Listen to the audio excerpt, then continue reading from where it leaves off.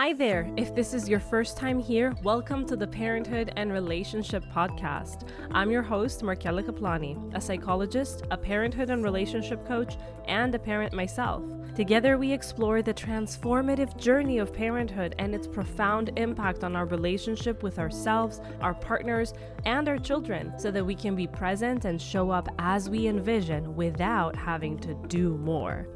Let's get into today's episode. Well, hello there. Welcome back to my cozy corner of the podcast world, where we talk about parenthood and relationships and parenting and all the in-between. Today, I come to you a little raspy and at the same time with a very personal story to share that has impacted me and inspired this episode. Recently, I lost my beloved dog of 10 years. 10 years and 1 week to be exact. It was Mother's Day when we first got her with my then boyfriend, now husband. And last week when we lost her, it was a week after Mother's Day this year. So I bring this to you today because, well, it's only been a week and it's on my mind, but also because just putting thoughts into words can be incredibly freeing and can help us start to process these complex emotions. I haven't been able to talk about this too much because it brings me to tears, but that is also part of the process, right? Losing her has been heartbreaking, and this got me thinking. There are many different forms of grief, and the grief that I'm describing right now as having lost my dog seems to be actually much more acceptable than when we start discussing the grief that mothers feel for their old selves. And the same thing goes with dads, but society is much harder with moms. If they dare express or demonstrate in one way or another that they miss who they used to be. However, this is a very valid form of grief. And then that begs the question, what happens to us as we try to get past this grief? Because that's what we're supposed to do. That's what is supposed to happen. All feelings are good. All feelings are there for a reason. However, none of them are supposed to linger forever.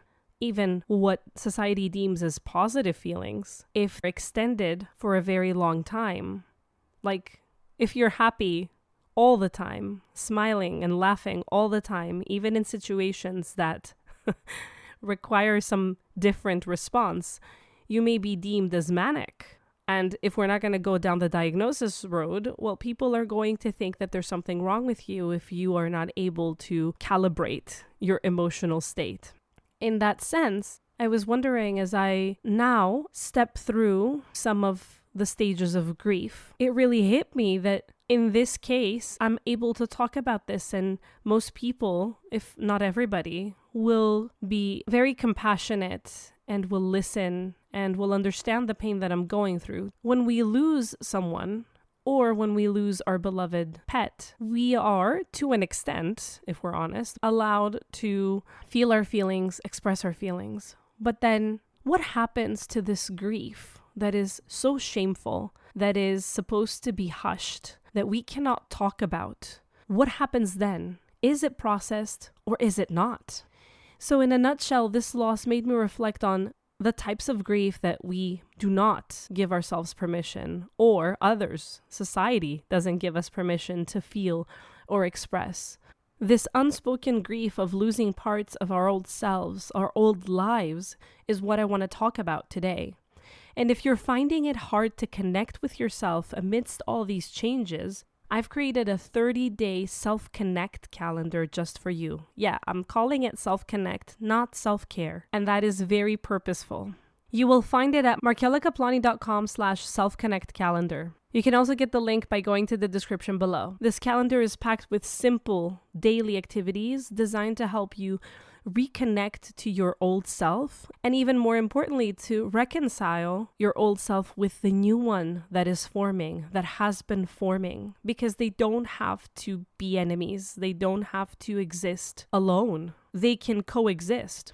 And of course, these activities are not supposed to be just another thing on your to-do list that you don't get to do. So if you do download this, please do not weaponize it. Do not use it against yourself as something that you were supposed to do but didn't. This is for those of you who feel ready to take the next step, who feel called to reconnect with your old selves to process this grief but haven't found the way how.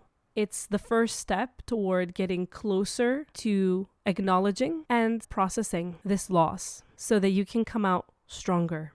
So grab a cup of coffee or tea, get comfortable, and let's have a heartfelt chat about this often overlooked aspect of motherhood. Becoming a parent, and particularly in becoming a mother, there's this journey that we go through. It's a journey of contradiction, a journey of joy and love and countless new experiences. It's an incredible transformation. But alongside these beautiful moments, like we've talked about before, there's this profound sense of loss that many of us feel but rarely talk about. When we step into motherhood, we inevitably leave behind parts of our old selves. The carefree days, the spontaneous nights out or one-day trips, the uninterrupted time for hobbies and self-care or sleep. All of these things change dramatically. And while society celebrates all the joys of motherhood, it often shames us for feeling any sense of loss for the life we left behind. It fails to acknowledge that this is also a part of the process. And by ignoring it, it doesn't make it disappear. It actually makes that part become more resentful and knock harder on our doors. I remember that after having my son, there were moments that I felt an overwhelming love for this tiny human. But there were also moments when I missed my old life fiercely.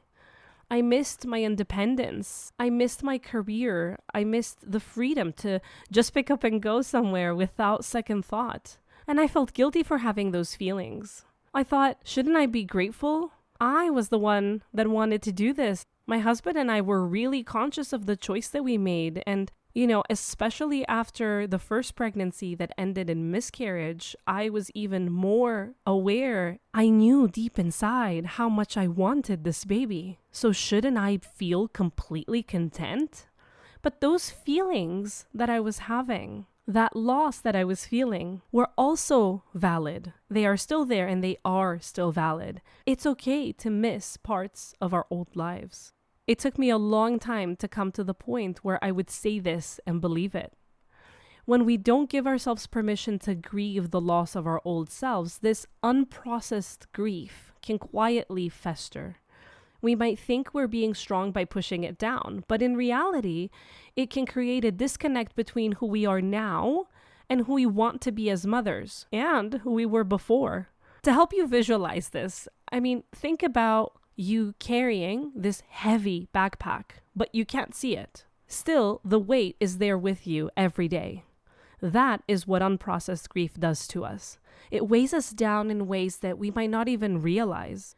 It's ever present, it's heavy, and we don't acknowledge it. So then it has an impact on our lives, but we don't recognize that it's because of that. This hidden grief can show up in different forms.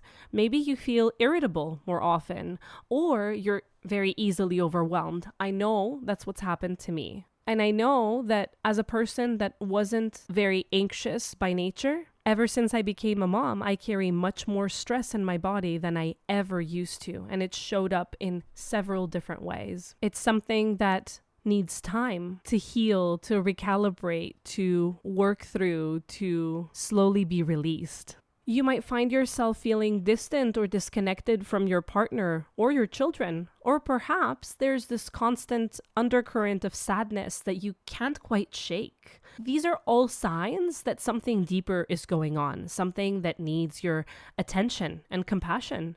By not addressing this grief that we have, we might unintentionally become less present and less engaged with our children. We might snap at them out of frustration or feel exhausted and depleted because we're carrying this unresolved emotional burden. It's ironic, isn't it? By trying to be the perfect mother, by suppressing these feelings because they're so bad and they could come out wrong and they could damage our children and our relationship with them, we actually end up being less of the mother that we want to be. Oh, and hey, small interruption, but if you want to be in the know, I am creating something that's quite relevant to today's episode. Let me take you a little bit behind the scenes. I've been working with several women on this specific topic, and I've noticed some trends. I've noticed certain things that we all experience one way or another. This universal experience of working through our grief for our old selves and reconciling it with the new self that we wish to become, with the new self that we are becoming. And so I have taken all of that and put it in an 8-week program that I am creating for you guys so that we can do this intensive and really get to experience the grief.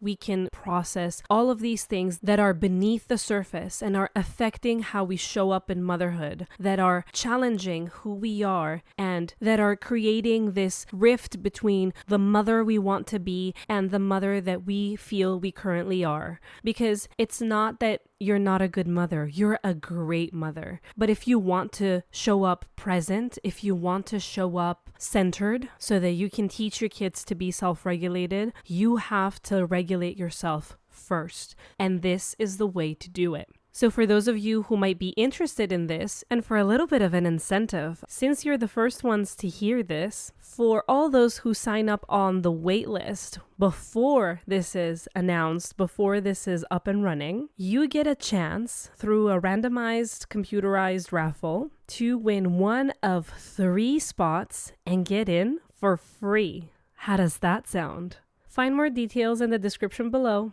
Now let's get back to the episode.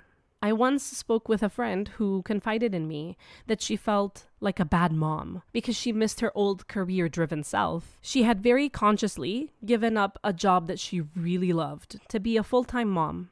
And while she adored her kids, she couldn't shake the feeling of loss. This unprocessed grief made her feel resentful at times, and she felt terrible about it. It was only when she started acknowledging her grief that she began to feel more at peace and more connected with her children. And for a very, very long time, she refused to go deeper. She refused to acknowledge that this frustration and overwhelm came from grief. It can be very easy to allocate the overwhelm and the frustration and the snappiness to all the things happening during the day. It's valid. It's legitimate. When you have to handle so many things, when the mental load is so heavy, of course there's going to be frustration and snapping. It happens to all of us, of course. However, for her and for many of us, what was underlying this frustration and overwhelm and snappiness was this unprocessed grief. Because we all have a tolerance level, and the tolerance level gets really, really, really low if it's weighed down by unprocessed grief. Which then, of course, makes it so much easier to snap because it's so low that the minute that something small happens, I get triggered. I don't have the patience. I'm already at the end of my bandwidth. So going back to my friend, she felt that if she talked about this grief, if she started to mess with it in a way, that she would be making things worse, that she would feel even more resentful. When she realized that she couldn't go on any longer, when she looked at herself in the mirror and said, I am not the mom I aspired to be, and you know what? I'm not happy with that. It was only then that she started acknowledging her grief, that she began to feel more at peace and more connected with her children. And this is not about perfection. This is not about, I am not the perfect mother and I need to find a way how. No, this is about feeling misaligned, that something does not feel right, that the connection is not there. And so if you're experiencing something similar, my 30-day self-connect calendar can guide you through simple daily practices to help begin this process of acknowledgement and connection back to your old self, reconciliation with the new self, so that you get to where you want to be as a mom. Excited to get your hands on it? Cool. You can download it directly at markelikaplani.com/selfconnect calendar. You can find the link in the description below wherever you're listening to this podcast. So then, how do we start to heal from this hidden grief? The first step is to give ourselves permission to feel it. I know it sounds simple, but it's incredibly hard and it's incredibly powerful at the same time. Just like my friend, we have this misconception that if we acknowledge it, if we recognize that it's there, we are bad mothers. We are letting it become reality. If we put words to it, we are letting us sink down. Instead, I give you permission to acknowledge these parts, to miss them, to miss your old life. It's okay to feel sad about the changes that motherhood has brought. You're not alone in this. And it's a completely normal part of the journey that you're going through it. If it makes you feel any better, I'm a licensed psychologist and have been way before I had my son. I had the honor of working with families and with parents specifically. I read all the things and I still had to go through this process. I wasn't exempt. One compassionate way to start this process then is through journaling. And there's a reason why I keep on talking about journaling. Number one, it's definitely become the exercise for the followers of this podcast, hasn't it? You all have your special notebooks, your special journals for this podcast. And so it makes sense to continue on there. But also, this is a very, very strong but simple way to begin the healing process. And another side note before I continue is that I don't like journaling as a person. I propose journaling to you. I propose it to my clients. I am adamant about its positive effects. But for me too, it is something that I need to very consciously put it down on my schedule and do it. But whenever I have, I've seen tremendous results. And whenever I have set time aside, it's taken way less time than I thought it would. So for me, I journal during the night before I go to bed. And as you may have realized, I have a thing with sleep. My son hasn't let me sleep well at all. The first 2 years, I literally slept 3 to 4 hours, interrupted sleep. And then after that, it's still been quite a challenge to sleep well through the night. And so whenever I told myself that it would be great for me to journal in order to sit with my feelings and resolve something that was bugging at me at the time, it was really a challenge to convince myself to do this before bed because I thought, oh my gosh, this is going to take ages and it's going to take away from my sleep, and everything was being calculated by how much time it would take away from my sleep. In the times that I convinced myself to do it, I was like, why don't I do this every day for the rest of my life? So take it from me, from a person that doesn't naturally have the inclination for journaling, this is a game changer. Set some time aside, some quiet time, just for yourself. That's, for example, right when the kids have fallen asleep and you know they're going to be asleep for a little while without interruption, for example. Find a peaceful spot where you won't be interrupted. Take a few deep breaths and let your thoughts flow onto the paper. Here are some prompts that can guide you based on what we're talking about today. Number 1, write down the aspects of your old self or life that you miss. Be honest and as specific as you can. Maybe it's the freedom to go out with friends whenever you wanted, or the uninterrupted time you had for your hobbies.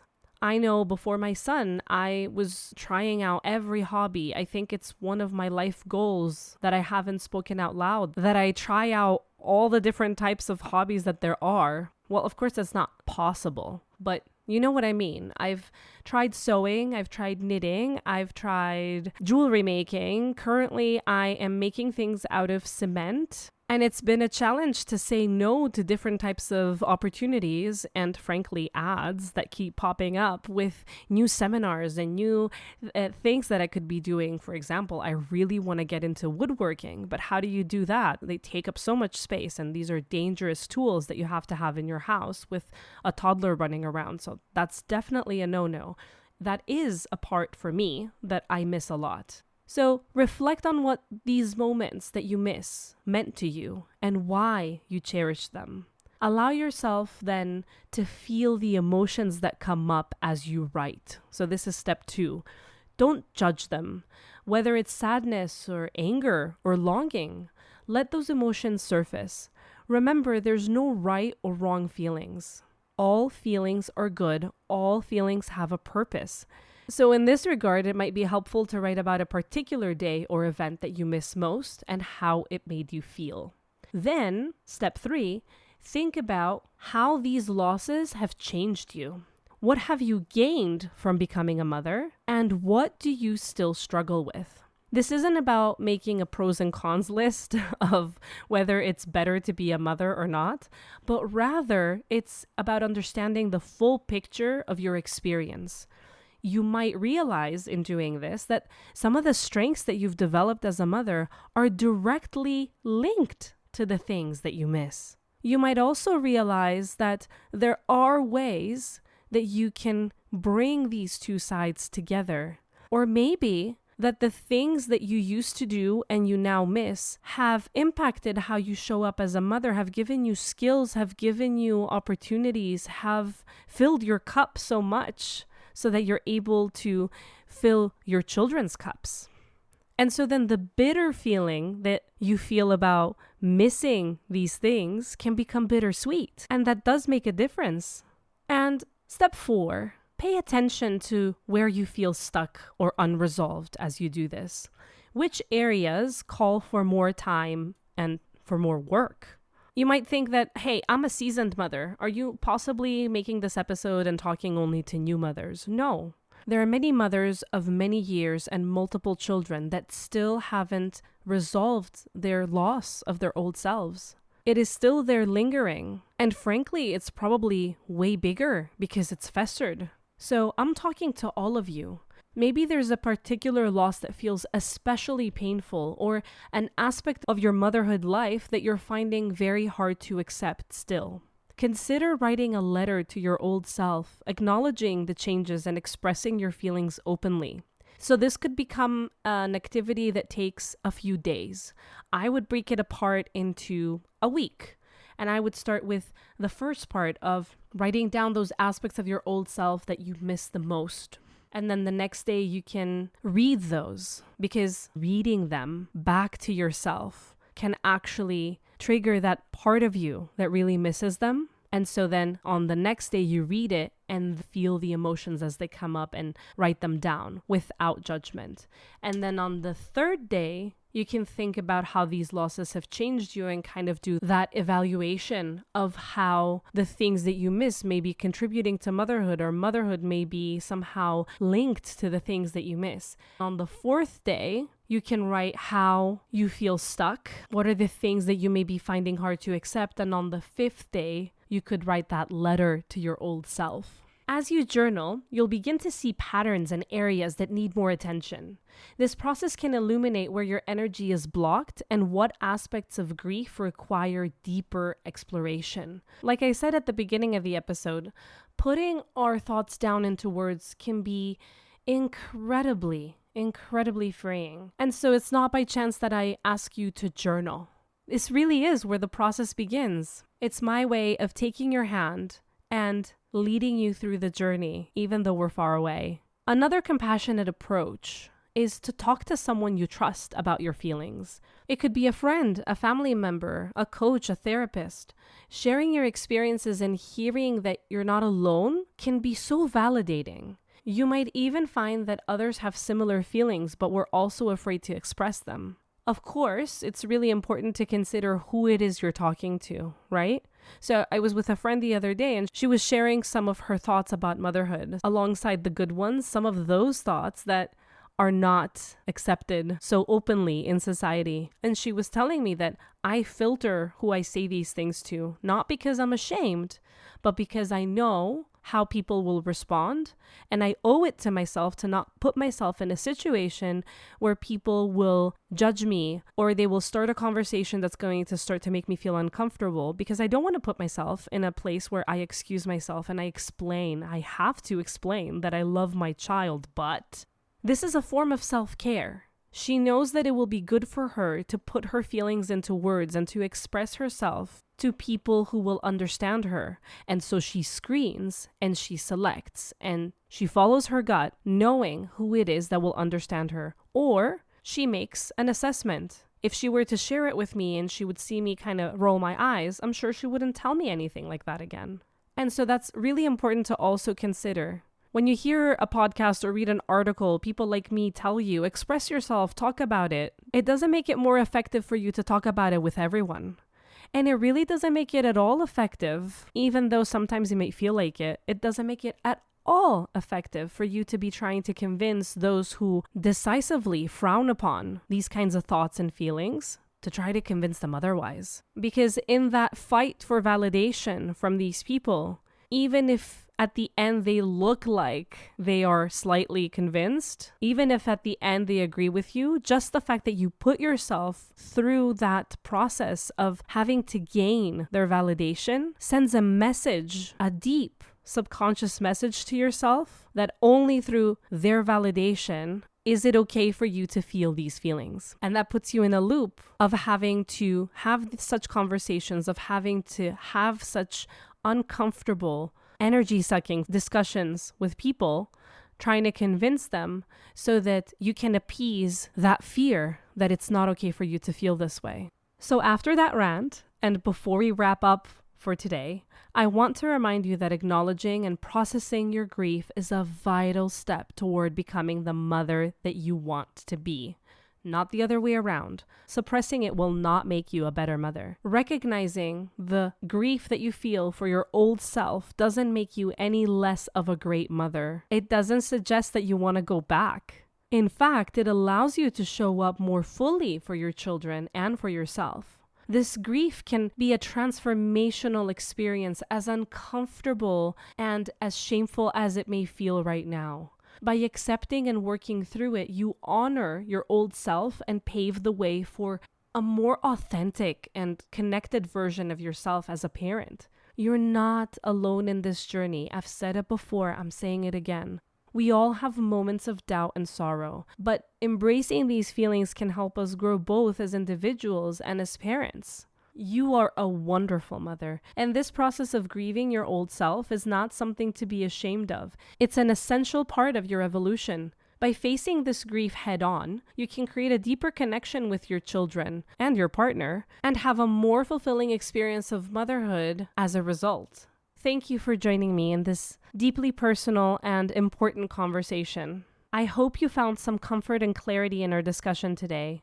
If you did, please share this episode with other mothers who might benefit from it too. And if you want to show me your appreciation, if you really like these episodes and you want them to keep on coming, please make sure to take a couple of minutes to leave me an Apple Podcast review so that I know you're listening and so other parents can find this podcast too. And remember, if you're looking for a more practical way on top of the journaling to start the process of working through your grief for your old self, download the 30-day self-connect calendar that I've created. You will find it at markelakaplani.com/self-connect calendar. You can also get the link by going to the description below. This calendar is a gentle guide that will help you nurture your relationship with yourself every day with a tiny action that respects your busy schedule and your mental load. Until next time, take care of yourself and make sure to listen to all parts of you. They're all valid. They're all there for a reason. They're trying to tell you something, and it's beautiful. Take care. See you next Sunday.